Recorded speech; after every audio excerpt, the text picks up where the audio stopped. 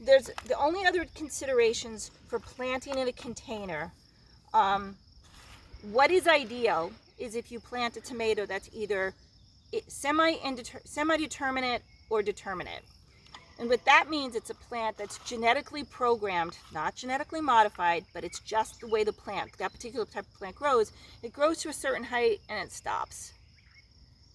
I don't grow those. I like my plants to get as big as they possibly can. But if you're considering them for a container garden, that might be a better way to go. You can, if you have a healthy plant, you can trim it and it'll come back. Remember we talked about, even if I were to trim this entire thing on the top here, once it's bigger, it would still have multiple shoots from the side if I wasn't pinching those back. So once you have a good, well-established plant, if it was getting too big horizontally, you could pinch it back at the top here and still get good growth and good fruit from it. We talk about fruit. Tomatoes are fruit because you get the actual product that you're going to eat from a flower. So we always talk about fruits, even though it's not an apple or banana or pear. So I'm going to do the same thing here. Okay. I don't want to plant. I want to have my soil at least up, within 2 inches of the rim of this. I don't want it all the way at the top, because every time you water, everything's going to come out, and you still want to mulch this. So you need a little bit of room. So same thing. I'm going to dig, and it's easier. Same thing. No difference. We're going to pinch those off, and we're going to loosen the roots up, and we're going to put that in there. Now, one other consideration for planting a container is that, this is self-contained. These roots can only get so big because they're confined by the sides of the container. So these roots can't expand all over and try to pull in a lot of nutrients like that plant can. So your requirements for fertilizing might be more here than a plant that you put directly into the ground. Again, your water requirements are going to be more because those roots can't travel and pull water from different areas. So that's another thing that's different about container gardening. You have to be careful about having enough water for those plants. You may have to water more frequently. Doesn't mean you can't mulch, and that will help, but it won't. You'll still have to water more for a container grown plant than directly in the ground. So we will mulch this. The other thing that we're going to put in this pizza pot is that you guys are you're going to get a couple of basil plants, and again the same thing. We are going to just gently tear those just to stimulate new root growth, and these guys are going to go at soil length. We're going to plant at the height of the soil right there. Okay. Basil's another plant that likes full sun. Basil's also another one of those plants that likes to be pinched. The more you pinch it, the bushier your plant will be, and the more pesto you can make, or the more basil you'll have to put with your tomatoes or on your pizza. So in same thing, these are two different varieties. They look really different. This is just a regular sweet basil. This is also a sweet basil taste-wise, but it's another variety with this frilly kind of lettuce-type leaf called Tuscany. All right. Now, this plant, basil, you need to pinch it. It will eventually go to seed if you don't. And once it goes to seed, the plant is concentrating on producing seed and not producing leaves. And the part that you consume on this and you use is the leaves. So I'm going to show you here. So this center right here, I'm going to pinch this right here. And I'm not sure if you can see, but really, really small. There's some small leaves that you can see starting to sprout there. So I'm going to pinch that right there, and I can eat this, use this. And what we're going to do is now we're going to get 2 stems coming out of here that are going to have more leaves on them. This one you can probably see. I've already pinched this in the center. You can kind of see a little scar there. And so now you can see I'm getting 2 new stems, and from each of those we're getting more. And so you can see how these plants will get bushier, and that's exactly what you want. Same thing. Basil in this area in the Northeast has over the last few years gotten something called basil powdery mildew. Some of you guys that have been growing it for the past few years may have known that. Your basil looks fine, and then by mid-July, you can see kind of these fungal spores on the bottom, and your plant looks not good and it dies. So I only buy varieties that are resistant. They're not genetically modified. These are varieties that have either been developed by cross-pollination or just inherently by they're open pollinated varieties that have inherent disease resistance. So we're going to do the same thing. Give those guys a good watering.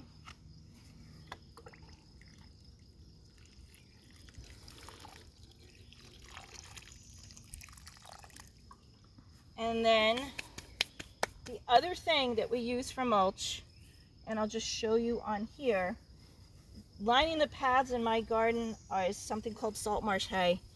You really only get it in the Northeast as far as I know, on the reading I can do. And what this is a dried marsh grass that's harvested between July and the fall in the Northeast, and then they put it in bales.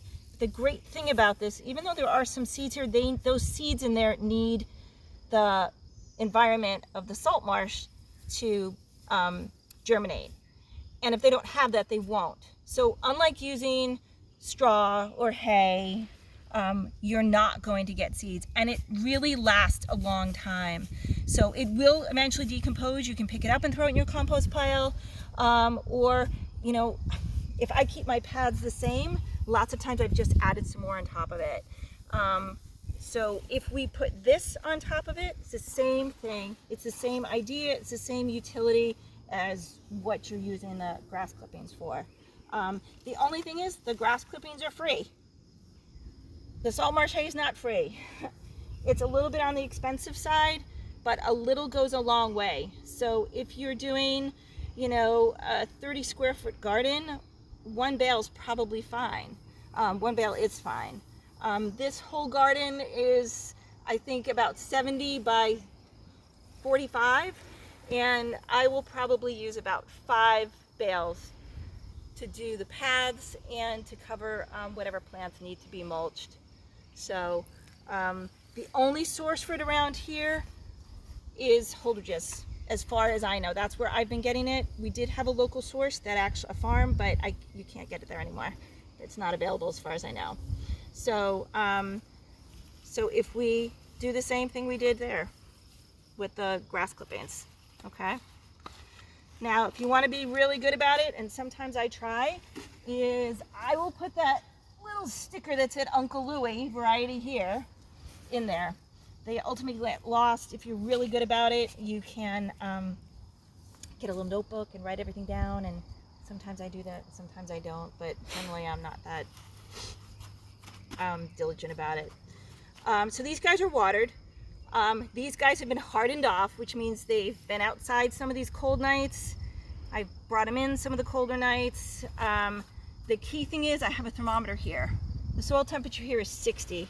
So you want the soil temperature around 50 to 60. You want your nighttime temperatures really close to 50 before you start leaving these guys out, especially the basil. Tomato, if it's been hardened off, can probably tolerate that a little bit more, a little colder. The one thing I did not put here, so we had the bamboo here to hold these guys up.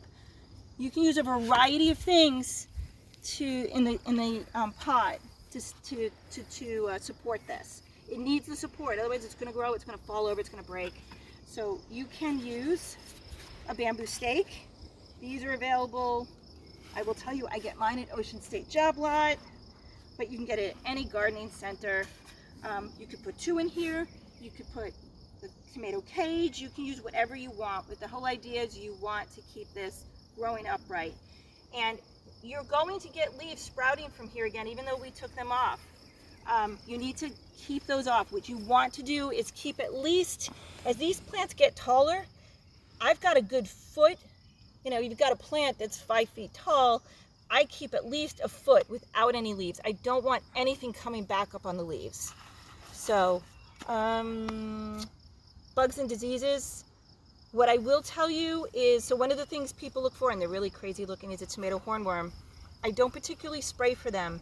You see a small green worm on your plant, they get big pretty quick, and they have that nasty horn on them. It's like almost like a spike. That's a tomato hornworm. If you do surveillance on your plants and you just look at them every few days, you'll see them. You'll start seeing damage on your leaves, and you've got to find that sneaky worm. They're a very similar color. They camouflage themselves. Lots of times they're on the undersurface of the stem or the leaf here. I feed them to my chickens, or I squish them. I will tell you, if you see that tomato hornworm with a bunch of little white egg-looking things on the outside, leave it. That's a parasitic wasp that has laid its eggs on there, and that worm will die. And those parasitic wasps are actually beneficial insects. So, and it's kind of cool looking. As far as other diseases, I will spray, because the long-term gardeners you will talk to around here, early blight and late blight are issues. Late blight will kill your plant, your entire crop, within 5 days. If you have really humid, wet weather, it's an issue. Like so many things, your health, plant health, it's better to be proactive. If you're growing organically, what I like to use to prevent either early blight and late blight is a copper powder or a copper spray. And you can get that at any of those local local stores as well. It's copper. It's liquid copper. If you are spraying any of this stuff, the best time to do it, because some of it does harm beneficial insects, like we're mostly concerned about your pollinators, your bees. Think about it, they're least active when it's cool. So the best time to do it is in the morning, okay? But if you see them really active around the plant, don't spray then. Same thing, watering is best to do in the morning, when if you get water on the leaves, it gets to dry. You don't want to be watering from the top of the plant, you want to be watering at the base. Some of my rows here, I actually have, not right here, but in my other section, you have soaker hoses, and those are great because they water at the level of the soil level, and so you're not getting water on here at all. I will not use a sprinkler on the tomato plants at all. You want to do whatever you can to avoid any diseases, especially fungal. So aside from your fish emulsion, watching your plants, minimizing your risk of fungal diseases or viruses, keeping it mulched, watering it. As the season goes on, they're not as high maintenance. You're going to tie them up, and then you're going to enjoy them. That's it.